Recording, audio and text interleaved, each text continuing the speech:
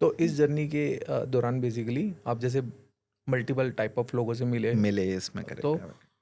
उनका एटीट्यूड क्या था इस प्रॉब्लम को लेके बेसिकली क्या, और हाँ इंडिया वालों का क्या है आज भी, क्योंकि बेसिकली क्या एक कंपैरिजन बता सकते हो आप, क्योंकि बिकॉज आप मिल के आए हो। हाँ बिल्कुल। तो क्या है कि थोड़ा सा अवेयर वेस्टर्न लोग डेफिनेटली ज़्यादा हैं हमारे यहाँ से। ओके। देखिए, इंडिया में अभी करीब 150 करोड़ का पॉपुलेशन है।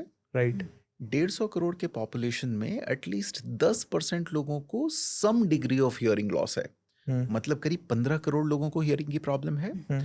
बट ओवरऑल पॉपुलेशन का करीब 6% जो है उनको डिसेबलिंग हियरिंग लॉस है। मतलब करीब 9 करोड़ लोग ऐसे हैं हम्म। जिनको डिसेबलिंग हियरिंग लॉस बोलते हैं। मतलब उनका जो बेटर ईयर है दोनों में से, हाँ। उसमें भी 50% का लॉस है, और दूसरा जो है वो 50 या 50 से ज़्यादा होगा।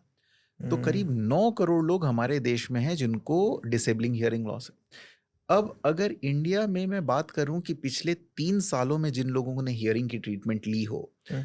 मैं मान के चल रहा हूँ 3 साल 4 साल पहले भी किसी ने हियरिंग डिवाइस ली तो वो आज यूज कर रहा होगा। हम्म।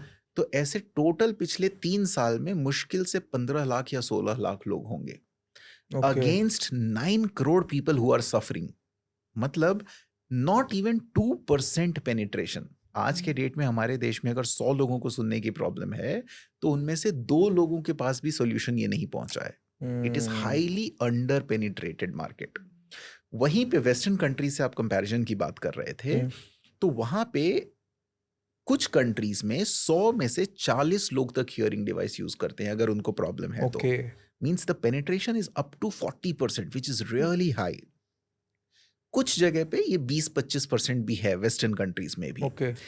तो कई जगह पे हमने ये ऑब्जर्व किया कि वहाँ की गवर्नमेंट, वहाँ की पॉलिसीज, इंश्योरेंस, ये सब चीज़ें ऐसी हैं कि आपको ऑलरेडी बहुत फैसिलिटी प्रोवाइड करती हैं, बेसिकली बर्डन नहीं आने देती। बर्डन नहीं आने देती, और साथ में लोगों का अर्निंग लेवल भी हाई है। तो बाहर में अगर किसी की सैलरी $2,000-3,000 है तो वो आराम से 2-3 लाख रुपए कमा रहा है। अगर उसको $1,000 की हियरिंग एड खरीदनी भी है 1 लाख रुपए की, तो वो आराम से अफोर्ड कर सकता है। हमारे यहाँ पे पहला अफोर्डेबिलिटी, अवेयरनेस, उसके साथ में there is absolutely no support from insurance, from government, hospitals, इस तरह के प्रोग्राम में। नहीं, बेसिकली क्या इंश्योरेंस में कवर नहीं करते हैं या हाँ, नहीं करते कवर ही नहीं करते? कवर ही नहीं करते। ओके। और गवर्नमेंट कुछ प्रोग्राम्स के थ्रू, एनजीओ वगैरह के थ्रू करती भी है सपोर्ट। तो हमारे यहाँ गवर्नमेंट की क्या मेंटालिटी है कि टेंडर निकालो, जो सबसे सस्ती वाली डिवाइस आ जाए वो Right. वाली कर दो। बांट दो। तो इवन जो काम हो भी रहा है उससे भी लोगों का खास फायदा नहीं हो रहा है। कुछ लोगों को थोड़ी मोड़ी चीज मिल रही है, एटलीस्ट ना से हाँ तो सही, बस उतना ही हो रहा है, और वो भी बहुत छोटे लेवल पे हो पा रहा है। तो वहाँ पे इंश्योरेंस के साथ में गवर्नमेंट ही सब्सिडाइज कर देती है, अवेयरनेस ज़्यादा है, तो वेरी गुड पेनिट्रेशन। आप सोचो 2% एंड 40% पेनिट्रेशन।